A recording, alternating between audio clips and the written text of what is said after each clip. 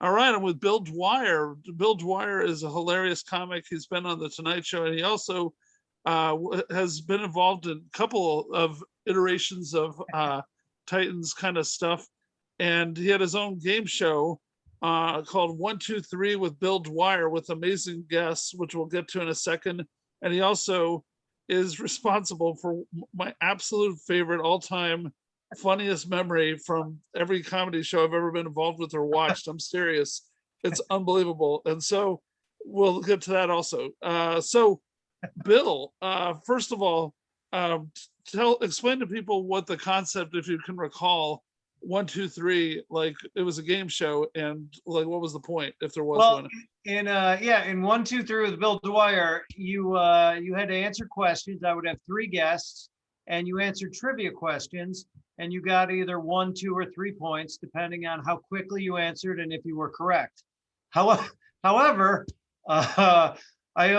because I wanted to talk to my guests for so long, we never got more than 1 question into the show. Okay. Wow. So you had some pretty amazing guests. I mean, can you recount some of the ones that, if you have them off the top of your head, so, a few of them, and who was your favorite, if you can remember? I remember I always had themes. I had my co-stars from Out of Jimmy's Head. I had the young comedians, the hot young comedians. And one of the I can't even remember how many shows I did.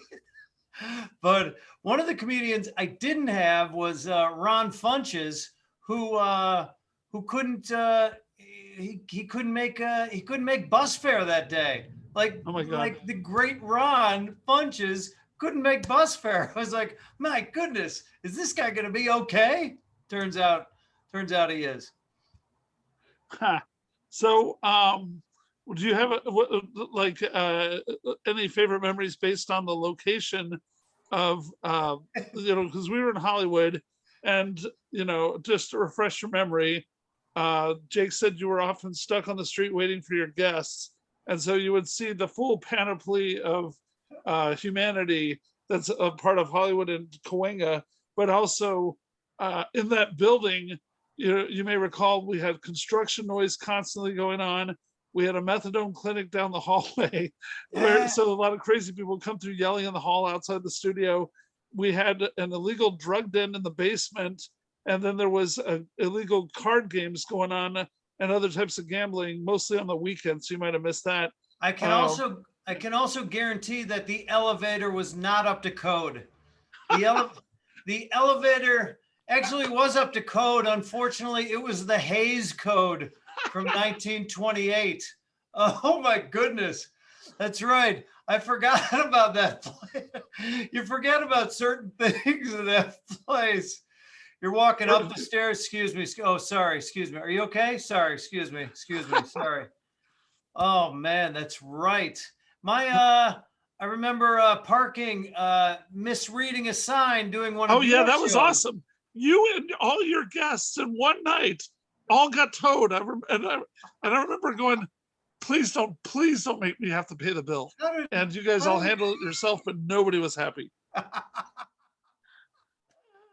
We got towed. And of course, the towing is easy, but it's like, wow, real, like, again, maybe Hollywood and the cops aren't on to everything unless your car is 5 minutes past 6 o'clock on a side street off Hollywood Boulevard. Oh my goodness. What a place. What a joint. Well, joint's the right word for that place. So many reasons, but yeah. So then I guess one other memory that I want to make sure we cover is you headlined my crazy show Pajama Party in the lobby of the Gaylord Apartments. And do you remember the story, or do you want me to tell it? And then I remember it, but basically you might remember it better than me, but yes. Does everybody know that you used to do a comedy show in the lobby of it's part of the documentary. We're going to make it part of it.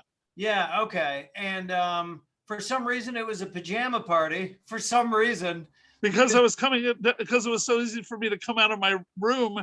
And so that was part of the joke was oh, I'm doing a show in my lobby. I couldn't be any lazier. I may as well come down in pajamas. And you in pajamas is a sight. And I'm not saying that in a bad way. That's a neutral statement, but it is a sight. Okay. So here's the story. Okay, we used to give pie along with the show. It was just this random thing that we said we put on the first flyer, and free pie. So everybody was coming down for the damn pie. They didn't know what to think of the comedy at first. And eventually people caught on. For a while. It was a pretty hot show, not just for the building, but people would get their friends to come over. The neighborhood people would stumble out of the bar, and because we had a bar next door in the lobby, and the rule was that we couldn't have, and nobody could use the F word because there was one kid in the whole damn building. It was already a 12-year-old boy. Like, come on. But the landlord, the manager was like, no, we can't have swearing because there's somebody under 18 in the building. Like, what? And so anyways, everybody had to watch their mouth. But the thing was, as a trade-off, I said that everybody who comes through the lobby is fair game to be made fun of, whether they're coming home from the street, whether they're coming off the elevator, whether they're coming in from the bar looking for the bathroom, etc. It was just, you put yourself in there, you're going to get shot with a joke potentially. But then this one night, the most evil, awful woman in the building was this old lady named Carol, who was like Carol Channing's like demonic twin. And she comes off the elevator pushing her little walker with the tennis balls on the bottom, of course.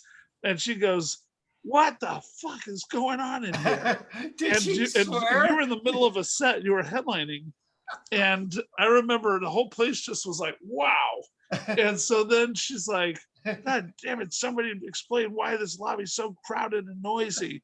And then she keeps trying to interrupt, and you're trying to, keep doing your thing.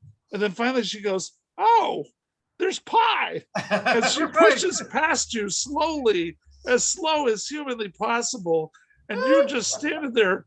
And then finally you just go, when she gets to the table and she's taking forever to cut a slice, you finally threw up everything. And my favorite funny moment of all time, you said, can I fix you a plate?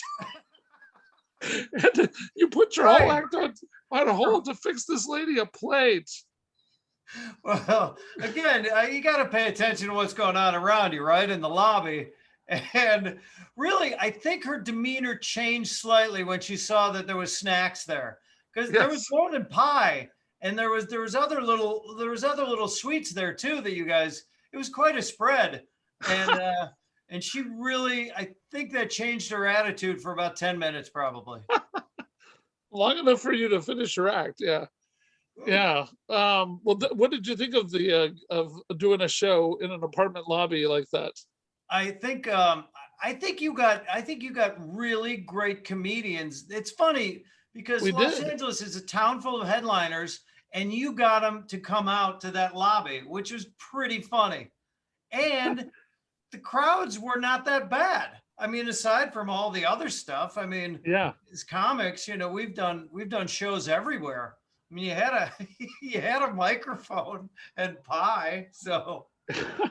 Well, what was really cool was at one point I got burned out of doing it because, the novelty wore off within the building. So less people were coming from the building, even though the shows were good.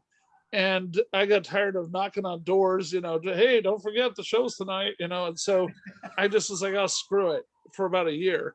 And then the manager one day comes through the lobby and he's like, I mean, here's a bunch of your old flyers. I don't know if you recall, but you've had some really good talent here. And I was, oh yeah, I know. I had, this guy from the Tonight Show about you, and this and that. This. And then he says, and he pointed out that we had 5 people that had gone on, that were unknown comics that went on to SNL, that played our lobby. I have always had a good eye for talent, and that's something I'm pretty proud of. That we pretty amazing, pretty amazing. Yeah. And we had at one time, we had he's going to be interviewed also for this, the amazing Jonathan, Vegas level stand-ups, magic superstar. And I don't remember how he pulled it off, but we were taping an episode of the Pajama Party, trying to do it as a demo, as a possible TV idea. and somebody knew somebody. And next thing we know, the amazing Jonathan's in the lobby, and his wife stuck a knife or a sword through her arm. And I don't know how she did it. It looks real. I think it was. The trick was probably just that she wasn't bleeding or something, but somebody passed out in one of the chairs. It was awesome. They passed out. So anyways, any other thoughts about Radio Titans or Grand Theft? Were you on Grand Theft Audio with us? I Yeah, think when we you must guys have. moved to the new place downtown, was that Grand Theft Audio? I don't think that you kept with me downtown, did you? I did. I don't I did remember. 1 or 2 shows with you downtown. Yeah, Any thoughts about that? high rise downtown. Yeah, Yeah. yeah. Any So thoughts about that experience? that was good for you. Uh, just the cleanliness was so fantastic. I actually I was upset when the Titans left that building on Hollywood Boulevard because it whatever took my show away from me, and I'm lazy and I couldn't find another place to do it. And what we had was something like weird and special and fun. There were some really weird, cool shows that you guys were putting on the air. Thanks. All right. Well, hey, I'm going to pause, but thank you. Hang on.